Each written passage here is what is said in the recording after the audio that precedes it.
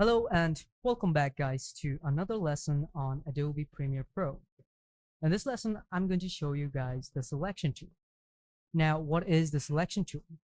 Selection tool is basically how you select a video or how you move it around, okay? So let's go to Adobe Premiere Pro and I'll show you what the selection tool actually is.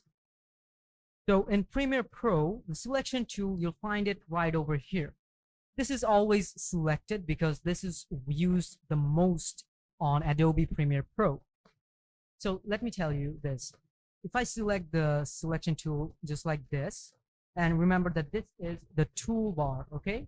You'll have all the necessary tools that you need from over here. Okay, so basically if I select this one, if I click on this video, now it has been selected thanks to the selection tool. You can see that this one is selected right now. If I select this one, it will be blacked like this.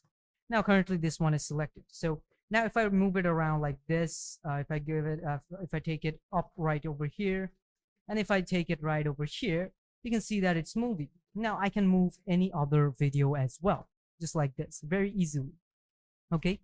So basically selection tool helps you select a file and move it around and move it anywhere you want. Now I can also move this video from this sequence to another sequence. For instance, if I select it like this and if I drag it right over here, now you can see that this is selected. If I take it to sequence 4 and if I just drop it like this right over here, you can see with the help of the selection tool, I just selected and dragged and dropped it right over here. Now the video is not present right over here, it's also present over here. Okay, so basically it's copied. Okay, so now if I want to delete this one, I can just go ahead and click on ripple delete, or also I can just go ahead and click on cut from over here. If I click on cut, it will be cut just like that. All right, so if you want to ripple delete, you can do that as well. Just click on ripple delete, it will just get deleted at the same process. All right, that's basically the selection tool. It is used the most commonly on Adobe Premiere Pro. So it is very important, the selection tool.